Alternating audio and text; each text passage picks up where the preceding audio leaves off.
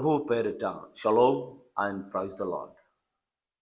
క్రీస్తు కూడా మీ కొరకు బాధపడి మీరు తన అడుగు జాడల యందు నడుచుకున్నట్లు మీకు మాదిరి యుంచిపోయేను.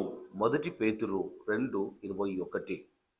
క్రీస్తు శిలువలో పలికిన 7 మాటలు శ్రమ సమయమందును, వేదనల మధ్యను, మరణ సమయమందును ఒకరు ఎలాగూ నడుచుకున్న వలెనను మాదిరిని చూపించుచున్నవి. ఆయన శిలువలో వ్రేలాడిన ఆ 6 గంటల సమయము ఆయన మన ఎడల చూపిన ప్రేమకు రుజువుగా ఉన్నది.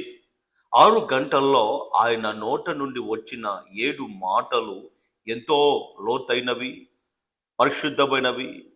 అవి మనలను ఆలోచింపజేసి ఉన్నవి.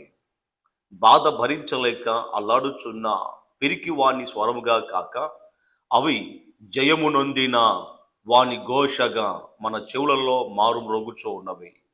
సాధారణముగా సిలువలో వ్రేలాడుచున్న వారు తమ నొప్పి బాధను ప్రస్తావించుచో సిలువ వేసిన వారిని నిందించుదురో, శపించుదురో.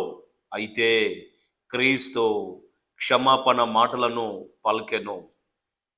ఈరోజు వరకు సిలువలో పలికిన మొదటి మాట, యేసో తండ్రి, వీరేమి చేయుచున్నారో వీరు ఎరగరు గనుక వీరిని క్షమించుమని చెప్పెను. లూకా 23:24.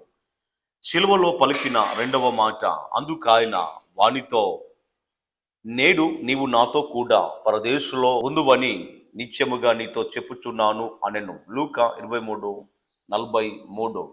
సిలువలో పలికిన మూడవ మాట, యేసు తన తల్లియు తన ప్రేమించిన శిష్యుడును దగ్గర నిలిచియుండుట చూచి, అమ్మా, ఇదిగో నీ కుమారుడు అని తన తల్లితో చెప్పాను.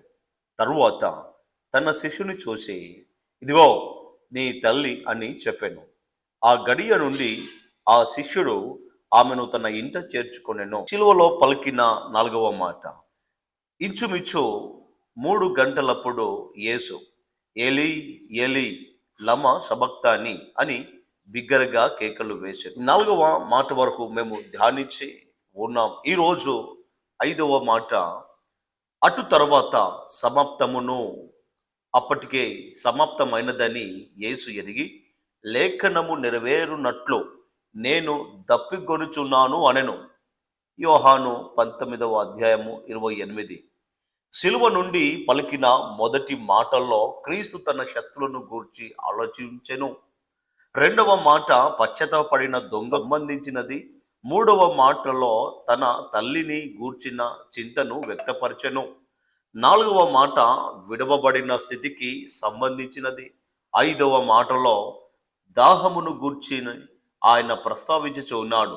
మన ఎడల ఆయన ఉంచిన ప్రేమ అనురాగమును బట్టియే ఆయన పలికెను. అగాధ సముద్ర జలము ప్రేమను ఆర్పజాలదు, నది ప్రవాహములు దాన్ని ముంచివేయ జాలవు. పరమ గీతం 8:7. ఈ దాహమును బట్టియే ఆయన మన కొరకు పరలోకమును విడిచిపెట్టెను. దేవదూతల పరిచర్యను త్రోసిపుచ్చెను. తల దాచుకున్నటకు చోటు లేకపోయినను సేవ కొనసాగించెను. ఇప్పుడు సిలువలో భరించలేని దాహముతో అల్లాడుచూ ఉన్నాడు. దప్పిగొనుచూ ఉన్నాను అని ఎవరితో చెప్పుచున్నాడు? తనతో పాటు సిలువ వెయ్యబడిన దొంగవానితో కాదు, తాను ప్రేమించిన శిష్యుడగు యోహానుతో కాదు, తల్లియగు మరియతో కానే కాదు, చుట్టూరా నిలువబడిన రోమా సైనికులతో కాదు, కానీ మనలో ప్రతి ఒక్కరిని చూచి దప్పిగొడుచున్నాను అని చెప్పుచూ ఉన్నాడు. అది ఎటువంటి దాహమో? మొట్టమొదటగా అది శరీరానుసారమైన దాహము. ఆత్మస్వరూపియగు దేవుడు సశరీరుడుగా ప్రత్యక్షమాయను. 1 తిమోతి 3:16. ఆది యందు వాక్యము ఉండెను, ఆ వాక్యము దేవుని యొద్ద ఉండెను, ఆ వాక్యము దేవుడై ఉండెను, ఆ వాక్యము శరీరధారి అయి మన మధ్య నివసించెను. యోహాను 1:14. ఆయన శరీరము యందుండెను కనుక శరీరానుసారమైన దాహము ఆయనను బాధపెట్టెను. ఆయన ఆకలి గొనెను, మత్తాయి 4:2, అలసట చెందెను యోహాను 4:6, కోప్పడెను మార్కు 3:5, జాలిపడెను మత్తాయి 9:36, చింతక్రాంతుడాయెనో 26:37. మనుషులందరి వలె ఆయన కూడా దప్పికగొనిన వాడగుటలో ఆశ్చర్యము లేదు. ఆయన దాహము తీర్చువాడు, అయితే ఆయన ఇక్కడ దప్పికగొని ఉన్నాడు. ఆనాడు హాగరు నీటి కొరకు అల్లాడుచుండగా ఆమె నేత్రములను తెరిచి నీటి ఊటను చూపించిన దేవుడు. ఆదికాండం 21:19. అరణ్య యాత్రలో తన ప్రజల కొరకు మారా నీటిని మధురముగా మార్చిన దేవుడు. దాహముతో చనిపోవుటకు సిద్ధపడిన సంసోను సంరక్షించుటకు లోయను చీల్చి నీరును రప్పించెను. అయితే ఆ దేవుడో తానే నేడు దప్పిక కొన్ను వాడై మలను చూచి దప్పిక కొనుచున్నాను అని చెప్పుచు ఆయన దాహమును తీర్చుట ఎలాగో మిక్కిలి అల్పుడైన ఈ నా సహోదరులలో ఒక్కనికి మీరు చేసిరి గనుక నాకే చేసితిరి. మత్తాయి 25:40.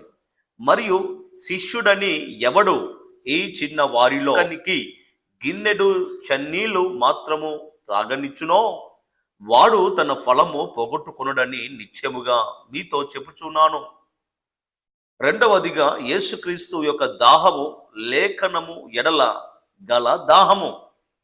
లేఖనము నెరవేరునట్లు నేను దప్పిక కొనుచున్నాను అనెను యోహాను 19:28. సిలువలో వ్రేలాడుచు ఉండగా లేఖనములు నెరవేరవలనని దాహము ఆయనకు ఉండెను.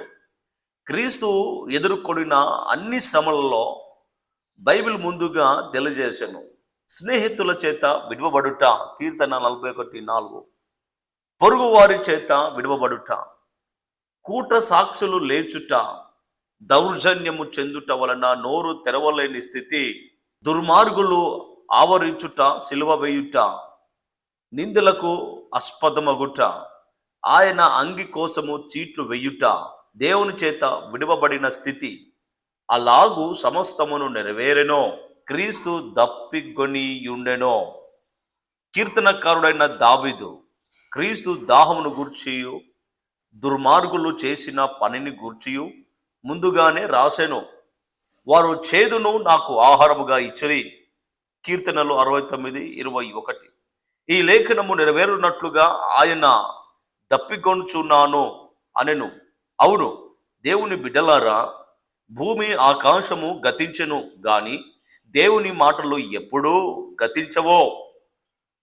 మూడవదిగా క్రీస్తు దాహము ఆత్మీయ దాహము.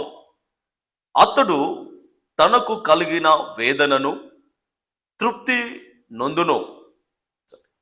అతడు తనకు కలిగిన వేదనను చూచి తృప్తి నొందును. యేషయా 53:11. మరణము నొందునట్లు అతడు తన ప్రాణమును దారబోసెను. గెస్సమనే తోటలో ఆయన ప్రాణం వ్యాకులము చెందెను. పాతాళములో బాధపరచబడిన ధనవంతుని వల్లే నేనును మీరును బాధపడకూడదని విషయమందు ఆయన ఆసక్తి గలవాడై ఉండెను. అవును, ఆయన దాహము మన ఆత్మలను గూర్చిన దాహమే. నాలుగవ దాహము దైవిక దాహము. అనేకులైన కుమారులను మహిమకు తీసుకొని రావాలనని దాహము. హెబ్రీ 2:10-11. మీరు క్రీస్తు యొక్క దాహము గల రక్తముతో అడగబడి ఉన్నారు గనుక మీరు నిత్యముగా ఆత్మీయ దాహము కలగవలెను. నరకమునకును పాతాళమునకును దిగిపోవుచున్న ప్రజలను గూర్చి మీరు దాహము గలవారై ఉండవలెను. ఆ దాహమును బట్టియే డేవిడ్ లివింగ్స్టాన్ ఆఫ్రికా అడవుల్లో వెళ్ళెను. ఫాదర్ డైమాండ్ కుష్ఠరోగుల మధ్య సేవ చేయుటకు వేగిరపడెను. కాబట్టి క్రీస్తు యొక్క దాహము పంచుకొనండి. ఈరోజు ఈ మాటలు వింటున్న ప్రియ సహోదరి సహోదరుడా, ఈరోజు మనము ఎలాంటి దాహము కలిగి ఉన్నాం? శరీర సంబంధమైన దాహము కలిగి ఉన్నామా? ఆత్మ సంబంధమైన దాహము కలిగి ఉన్నామా? లేఖనాల దాహము కలిగి ఉన్నామా? ఇతరులను రక్షించగలిగిన దైవిక దాహము కలిగి ఉన్నామా? సో ఇతరులను కాపాడడానికి ప్రయాసపడేవారులాగా దాహం కలిగి ఉన్నామా? ఆ రోజు ప్రభువైన యేసుక్రీస్తు మాకు మాదిరిగా ఉన్నాడు. ఈరోజు అలాంటి దాహము మేము కలిగి ఉండి నశించిపోయే వారిని రక్షించడానికి కలిగే దాహము కలిగి ఉండి మన ప్రాణాలను మన స్నేహితుల కొరకు దారబోయాలి అని చెప్పేసి దేవుడు లేఖనాలు సెలవిస్తూ ఉన్నాడు. ఈ 5వ మాట ఓ అద్భుతమైన నశించిపోయిన వారి కొరకు దాహము కలిగి ఉండాలని. ఈ 5వ మాట, నేను దప్పిక కొనుచున్నానో. ఏ విషయంలో? మన విషయంలో ఆయన దాహం దప్పిక కొని ఉన్నాడు. కాబట్టి ఈరోజు మనం కూడా నశించిపోయే ఆత్మల పట్ల దప్పిక కలిగి ఉండాలి, దాహం కలిగి ఉండాలి. డేవిడ్ లివింగ్స్టాన్ ఆఫ్రికా అడవుల్లో వెళ్ళి ఏ విధంగా అయితే ఆఫ్రికాను ఒక వెలుగు ఖండంగా మార్చగలిగాడో, ఫాదర్ డైమాండ్ కుష్ఠరోగుల మధ్య సేవ చేయుటకు ఏ విధంగా అయితే వేగిరపడి వారిని రక్షించగలగడానికి ప్రయాసపడ్డాడో, ఈరోజు ఆ గొప్ప దాహము మనకు ఉండిడల మేలు. ఇలాంటి దాహము కలిగి మనం ముందుకు సాగుదాం. ఈ 5వ మాట మన జీవితంలో దీవెనకరంగాను ఆశీర్వదకరంగాను ఉండుగాక. ఆమేన్.